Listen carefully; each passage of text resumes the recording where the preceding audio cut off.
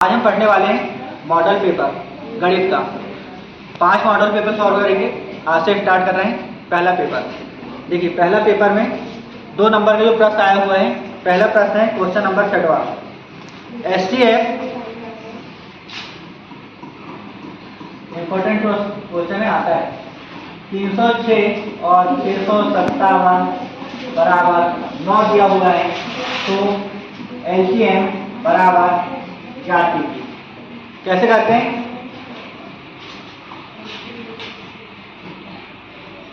हम जानते हैं कि 2 संख्याओं का गुणनफल बराबर STF इंटू LCM। 2 संख्याओं का गुणनफल A इंटू B बराबर STF इंटू LCM। 2 संख्याओं का गुणनफल उनके STF और LCM के गुणनफल के बराबर होता है। तो क्या है? A का मान है 306 गुणा B का मान है 657 बराबर STF कितना दिया हुआ है 9 और LCM हमको ज्ञात करना है। पक्षांतर कर देंगे। पक्षांतर करने पर 306 गुणा 657 बटे LCM के साथ में 9 गुणा में इधर आएगा तो भाग में हो जाएगा 9 बराबर LCM। काट देते हैं। 9 एकम 9 दिया 27 बटा बचा कितना 3 हो गया 36 9 चौ 36 34 गुणा 657 बराबर LCM। जब इसका गुणा करेंगे तो गुणा करने पर आएगा 22,338। तो LCM कितना हो जाएगा 22,338। अगला क्वेश्चन है 8, 9 और 25। मॉडल पेपर का क्वेश्चन है 8, 9 और 25 का LCM और STF ज्ञात कीजिए। कैसे ज्ञात करेंगे? पहले LCM ज्ञात कर लेते हैं। 8, 9 और 25 LCM हमेशा साथ में निकालते हैं। 2 से भाग दिए 2 चौ 8 9 में भाग जाएगा क्या 2 का? नहीं आएगा 9। 25 में जाएगा क्या? नहीं जाएगा। 2 से भाग दिए 2 दूनी 4 इसमें नहीं गया, इसमें नहीं गया। फिर 2 से भाग दिए तो 1 का 2 इसमें भी नहीं गया, इसमें भी नहीं गया। अब 3 से जा रहा है 3 1 का 3 3 दिया 9 25। फिर 3 से 1 1 25। अब 5 से 1 1 55 25। फिर 5 से 1 1 1। अतः LCM कितना हो जाएगा? LCM बराबर 2 गुणा 2 गुणा 2 1 2 3 1 2 गुणा 3 गुणा 3 गुणा 5 गुणा 5। इन सबका गुणा करेंगे तो आएगा अपना LCM। 2 दूनी 4 4 दूनी 8 8 किया 24 24 गुणा 25 या 75 75 गुणा 24 गुणा करेंगे तो अपना LCM आएगा 18। 8 9 और 25 का STF 8 2 से दिए 2 चौ 8 2 से 2 दूनी 4 2 एकम 2 9 3 से दिए 3 3 एकम 3। बहुत आसान कर 25 5 से 5 बार 5 एकम 5। 8 को ऐसे लिखेंगे 2 गुणा 2 गुणा 2 बराबर 8। 9 को लिखेंगे 3 गुणा 3 बराबर 9 5 गुणा 5 बराबर 25। STF highest common factor. तो इसमें कॉमन क्या है? कुछ भी कॉमन नहीं दिख रहा है। एक यहाँ भी है, एक यहाँ भी है, एक यहाँ भी है। अतः STF कितना हो जाएगा? STF हो जाएगा अपना STF बराबर LCM बराबर 1800 और STF बराबर 1 बनेगा सबसे। अंकगणित की आधारभूत प्रमेय लिखिए। 2 नंबर में आया हुआ है तो अंकगणित की आधारभूत प्रमेय होती है प्रत्येक भाज्य संख्या को उसके अभाज्य संख्या के एक गुणनफल के रूप में व्यक्त किया जा सकता है। अध्याय 1 का प्रश्न है, बहुत ही आसान है, याद करने के सही बन जाएगा। अंकगणित की आधारभूत प्रमेय 3x² माइनस x माइनस 4 के शून्य ज्ञात कीजिए। देखिए कैसे करेंगे, करें हमने ऐसे क्वेश्चन, गुणा करने पर 3 और 4 का गुणा कितना होता है 12, गुणा करने पर आना चाहिए 12 और प्लस और माइनस करने पर आना चाहिए कितना ऋण 1। x का गुणा कितना है ऋण 1, तो गुणा करने पर 12 और जोड़ने और घटाने पर ऋण 1 आ जाएगी। तो क्या है 3x² माइनस 4x धन 3x ऋण 4 बराबर 0। 4 किया 12, 4 में से 3 को घटाएंगे तो 1 बचेगा, बड़ी संख्या माइनस की है, माइनस 1 बचेगा। सामने वाले 2 पर, पीछे वाले 2 पर क्या कॉमन आएगा, यहाँ 3 है, यहाँ कहीं 3 नहीं, x है, यहाँ भी x है, x कॉमन आएगा, अंदर बचेगा कितना 3x माइनस 4 प्लस 1 कॉमन आएगा, अंदर बचेगा 3x माइनस 4 बराबर 0। यहाँ जो बचता है वही सेम यहाँ भी बचता है, क्या हो जाएगा 3x माइनस 4 बराबर 0, x धन 1 बराबर 0। पक्षांतर करेंगे 3x बराबर माइनस 4 इधर आया तो प्लस 4, x बराबर हो जाएगा 4/3 और यहाँ पक्षांतर करेंगे x बराबर प्लस 1 है, इधर आएगा तो माइनस 1, अतः शून्य हो जाएंगे, अतः शून्य x बराबर ऋण 1 एवं x बराबर 4/3 होंगे। 7x प्लस 10 के शून्य ज्ञात कीजिए। गुणा करने पर कितना आना चाहिए 10 आना चाहिए, जोड़ने और घटाने पर प्लस माइनस करेंगे तो कितना आएगा 7।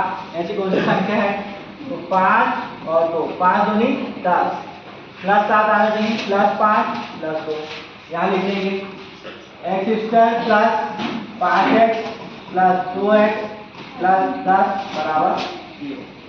सामने के 2 पर, पीछे के 2 पर, x common, x plus 5 plus 2 common, same ही हो जाएगा x प्लस 5, 2 कॉमन आ गया, x 10 में से 2 कॉमन आ गया, 2 पर 10 बराबर 0। x प्लस 5 और अगला क्या है x धन 2 बराबर 0, x धन 5 बराबर 0, x धन 2 बराबर 0। पक्षांतर कर देंगे x बराबर ऋण 5 और x बराबर ऋण 2, अतः शून्य हो जाएंगे x बराबर ऋण 5 और ऋण 2। क्वेश्चन है एक द्विघात बहुपद ज्ञात कीजिए जिसके शून्यकों का योग 4 और शून्यकों का गुणनफल 1 है। तो शून्यकों का योग मतलब अल्फा प्लस बीटा बराबर 4 और अल्फा इंटू बीटा बराबर 1। फॉर्मूला क्या होता है द्विघात समीकरण निकालने का, x² minus alpha plus beta x plus alpha into beta. मान कर देते हैं x² minus alpha plus beta का मान कितना है 4x plus alpha into beta कितना है 1। तो द्विघात समीकरण क्या हो जाएगा x² माइनस 4x प्लस 1 बनेगा। सरल सवाल है, देखिए इसमें अल्फा प्लस बीटा बराबर होता है माइनस b/a और अल्फा इंटू बीटा बराबर होता है c/a। यहाँ से भी क्वेश्चन पूछा जाता है, इसको भी याद रखना है। 5x ऋण 4y धन 8 बराबर 0 एवं 7x धन 6y ऋण 9 बराबर 0। बताइए हल संगत है अथवा असंगत। देखिए कैसे करेंगे इसको, a1 बराबर 5, इसको लेंगे b1 बराबर -4 और इसको लेंगे c1 बराबर 8। इसी प्रकार से दूसरे समीकरण से a2 बराबर 7, b2 बराबर 6, c2 बराबर -9। संगत है अथवा असंगत ये हमको बताना है। तो हम मानते हैं A1 बटे A2 बराबर B1 बटे B2 बराबर C1 बटे C। मान रखिए A1 का मान है 5, A2 का मान है 7 बराबर B1 कितना है -4, B2 कितना है 6, C1 कितना है 8, C2 कितना है -9। कुछ कट रहे हैं तो काट देते हैं। 2 दूनी 4, 2 तिया 6, ये बराबर आए क्या? बराबर नहीं है। 5 बटे 7 बराबर नहीं है। -2 बटे 3, -2 बटे 3 बराबर नहीं है 8 बटे -9। अतः A1 बटे A2 बराबर नहीं है B1 बटे B2। अतः संगत हल होगा क्या? नहीं होगा। अतः हल असंगत होगा। असंगत हल होगा एवं रेखाएं एक दूसरे को प्रतिच्छेद करेगी। रेखाएं क्या करेगी? प्रतिच्छेद करेगी। समीकरण x धन y बराबर 14, x ऋण y बराबर 4 को हल कीजिए। यदि पेपर में आएगा समीकरण को हल कीजिए तो विलोपन विधि से भी कर सकते हैं, प्रतिस्थापन विधि से भी कर सकते हैं। लेकिन यदि पेपर में नाम दिया है कि विलोपन से हल करो तो विलोपन से करना है, और प्रतिस्थापन से हल करो दिया है तो प्रतिस्थापन से करना है। इसको हम करते हैं प्रतिस्थापन। इसको लेंगे समीकरण नंबर 1, इसको समीकरण नंबर 2। कैसे करते हैं प्रतिस्थापन से? समीकरण 1 से प्रतिस्थापन का मतलब होता है एक मान को उठा के दूसरी जगह पे रख देना, स्थापित कर देना। यहाँ से एक मान निकालने का आएगा, x का मान निकालेंगे। x बराबर क्या हो जाएगा? 14 प्लस y है, इधर आएगा तो -y। समीकरण नंबर 3। इसके मान को समीकरण नंबर 2 में रखेंगे। समीकरण 2 से, समीकरण 2 से क्या होगा? x ऋण y बराबर 4। x का मान हमारे पास में क्या है? 14 ऋण y बराबर 4। 14 ऋण y जुड़ेगा, -2y बराबर 4। पक्षांतर कर देंगे। पक्षांतर करने पर क्या होगा? पक्षांतर करेंगे तो -2y बराबर 4, 14 यहाँ प्लस का है, इधर आएगा तो माइनस का, -14 -2y बराबर 4 में से -14, 4 में से 14 को घटाना है। बड़ी संख्या माइनस की है, माइनस का चिन्ह लगेगा, -10। माइनस से माइनस कैंसिल हो गया, क्या आएगा? 2y बराबर 10। पक्षांतर करिए, y का मान निकालना है। y बराबर 10 बटे 2, 2 एकम 2, 2 पंचे 10। y का मान आ गया कितना? 5। y बराबर आ जाएगा 5। y के मान को समीकरण नंबर 3 में रखने पर, समीकरण 3 में y का मान रखने पर क्या है? समीकरण 3, x बराबर 14 ऋण y, x बराबर 14 ऋण y। x का मान कितना हमारे पास में नहीं है, x का मान निकालना है, बराबर 14, y का मान कितना है? 5। x बराबर 14 में से 5 को माइनस करेंगे, आएगा कितना? 9। अतः x बराबर 9 और y बराबर 5।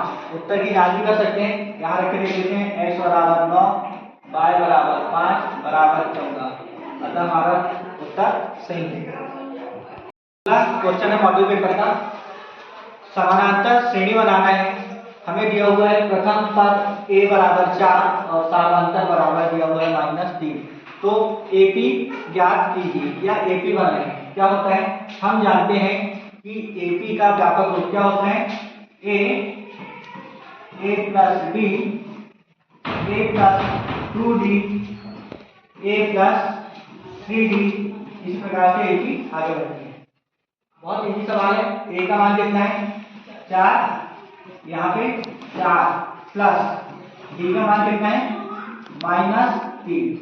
ठीक इस प्रकार से a का मान 4 प्लस 2, b का मान माइनस 3। 4 plus 3 minus 3। इसी प्रकार से आगे बढ़ेंगे। 4 प्लस और माइनस माइनस 3। 4 प्लस और माइनस माइनस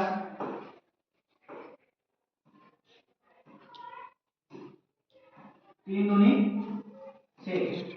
4 प्लस और माइनस माइनस 3 दिया 9।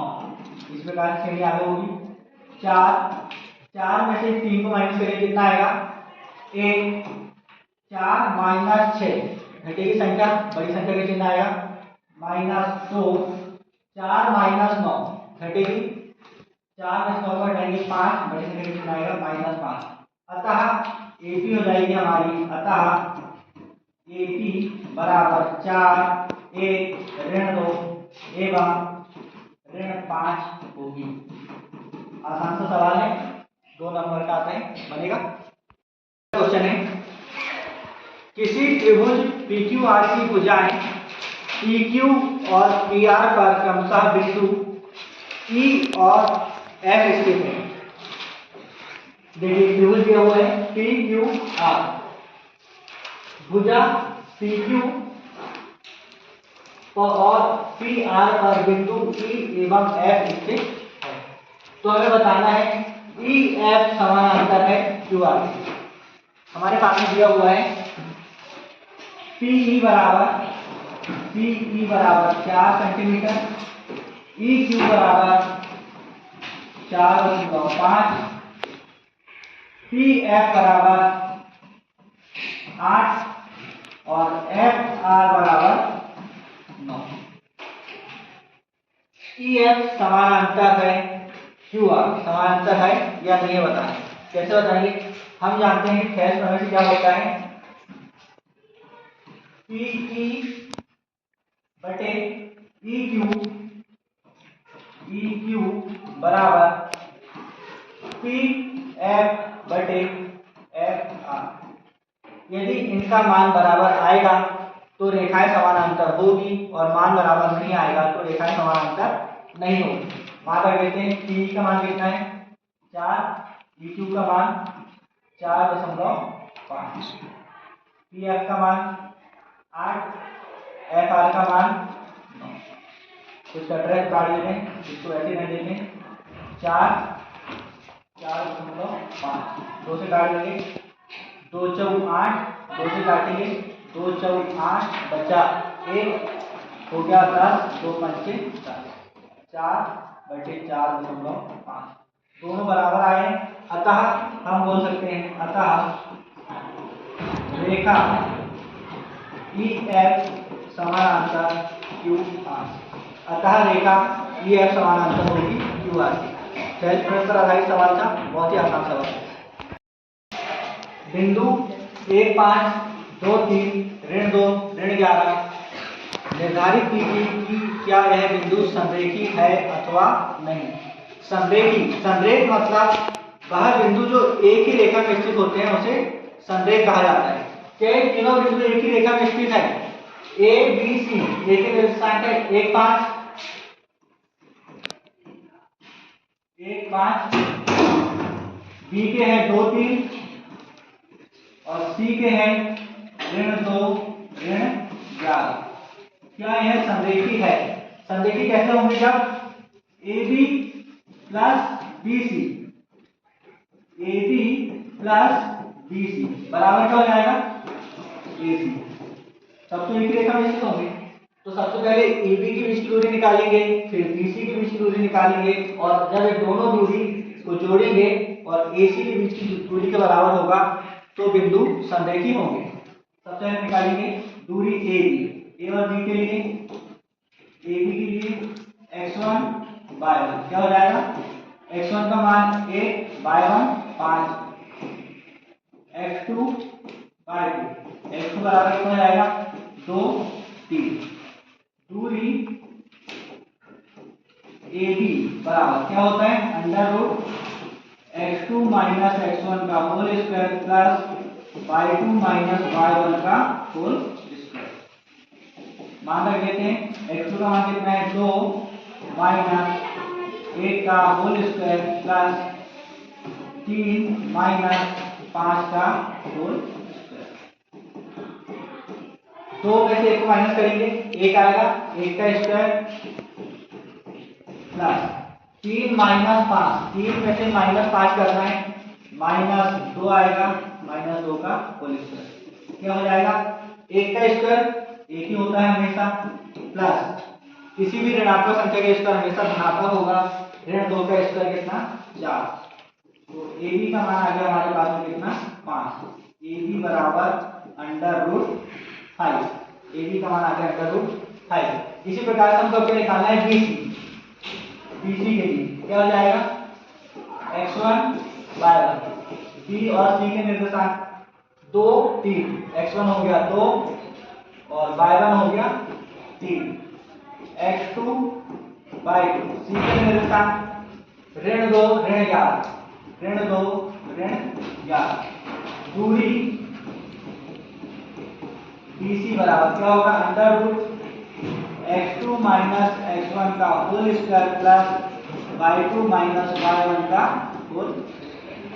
मान रख देते हैं x2 का मान कितना है -2 माइनस 2 का होल स्क्वायर प्लस y2 का मान -11 y1 -3 का होल स्क्वायर।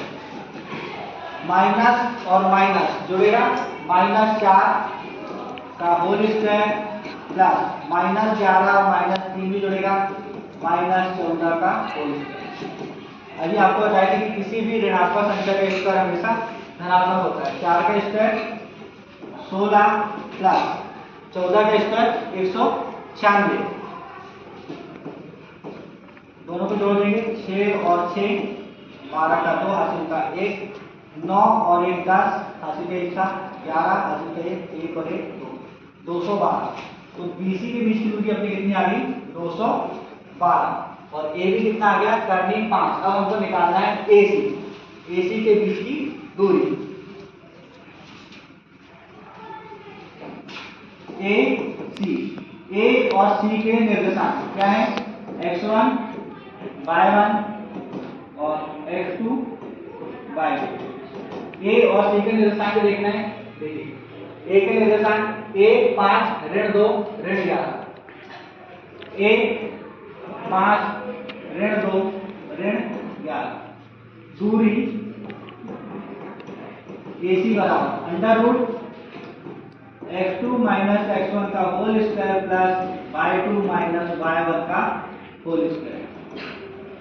x2 का मान -2 -1 का होल स्क्वायर प्लस y2 का मान -11 -5 का होल स्क्वायर।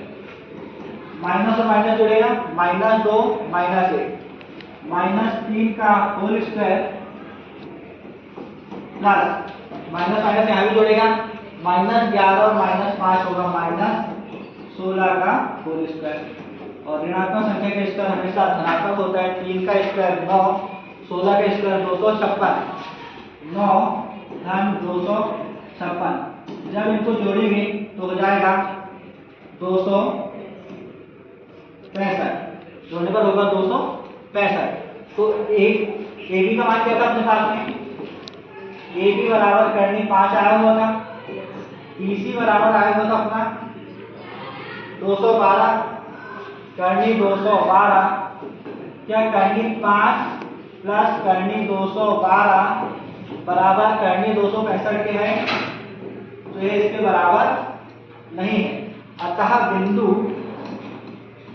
जो हमारे बिंदु थे अतः बिंदु संरेखी नहीं होंगे। अतः जो 3 बिंदु दिए हुए थे तीनों बिंदु संरेखी नहीं होंगे। बिंदु एक ही रेखा पर स्थित नहीं होंगे। sin 60 into cos 30 plus sin 30 into cos 60 का मान ज्ञात कीजिए। इसके लिए हमको सबसे पहले टेबल बनाते आना है। टेबल बनाने का बहुत सरल तरीका आपको बताया गया है। क्या है sin 60 का मान रखिए 3/2 cos 30 का मान करनी 3/2 प्लस sin 30 का मान होता है 1/2, cos 60 का मान होता है 1/2। करनी 3 और करनी 3 दोनों का गुणा होगा तो करनी 3 का स्क्वायर, करनी 3 का स्क्वायर, इस तरह से करनी कट जाएगी, डायरेक्ट करनी 3/2, 2 दूनी 4, 3/4 प्लस 1 और 1 का गुणा 1, 2 दूनी 4, 4 और 4 का एलसीएम, 4 का एलसीएम लेंगे, क्या होगा एलसीएम 4, 4 का भाग 4 में एक बार जाएगा, 1 का गुणा 3 में करेंगे, 3 1 का 3, हाँ 4 का भाग 4 में एक बार जाएगा, 1 का गुणा 1 में 1 बराबर 3 और 1 4/4 काट दी, 4 एकम 4, 4 एकम 4, अतः उत्तर हो जाएगा कितना 1। बहुत ही इजी सवाल। मॉडल पेपर का अगला क्वेश्चन, समकोण त्रिभुज एबीसी में कोण भी समकोण है और AB बराबर दिया हुआ है, AB बराबर 4 सेंटीमीटर और BC बराबर हमें दिया हुआ है 3 सेंटीमीटर। तो साइन C और cos C का मान हमें ज्ञात करना है। कैसे ज्ञात करेंगे? समकोण त्रिभुज है, तीनों भुजाएं ज्ञात करना पहले जरूरी है। तो समकोण त्रिभुज में सबसे पहले लगता है क्या? पाइथागोरस प्रमेय। समकोण त्रिभुज ABC में पाइथागोरस प्रमेय से क्या होती है? कर्ण का वर्ग बराबर लंब का वर्ग धन आधार का वर्ग। कर्ण का मान है AC, AC का वर्ग बराबर लंब का मान है AB और आधार है हमारे पास में BC। ध्यान रख देते हैं, AC का मान हमें ज्ञात करना है AB का मान कितना है 4 का स्क्वायर प्लस BC 3 का स्क्वायर, AC का वर्ग बराबर 4 का वर्ग कितना हो जाएगा 16 धन 3 का वर्ग हो जाएगा 9, AC का स्क्वायर बराबर 16 और 9 25, यहां से स्क्वायर हटेगा, AC बराबर करनी 25, AC बराबर करनी 5 का वर्ग, 5 गुणा 5 ये कट गया। AC का मान आ गया हमारे पास में 5 सेंटीमीटर। जब AC का मान आ गया हमारे पास में 5 सेंटीमीटर, तो साइन C और cos C ज्ञात करना है। तो सबसे पहले करेंगे साइन C क्या होता है लाल बटे कट का, साइन लंब बटे कट, लंब बटे कट। तो लंब कितना है 4, लंब पहले लिख लो AB और कर्ण कितना है AC। तो साइन C बराबर हो जाएगा AB का मान है 4 और AC का मान है 5, अतः साइन C बराबर 4/5। इसी प्रकार से क्या करेंगे cos C, cos क्या होता है आधार बटे कर्ण, आधार बटे कर्ण। आधार कितना है BC, कर्ण कितना है AC, BC का मान हमारे पास में 3 और AC का मान है 5, अतः cos C बराबर हो जाएगा 3/5। इसी प्रकार से हम सारे त्रिकोणमितीय अनुपात इससे निकाल सकते हैं, लेकिन पेपर में पूछा गया था साइन C और cos C, तो हमने साइन C और cos C को निकाल लिया है।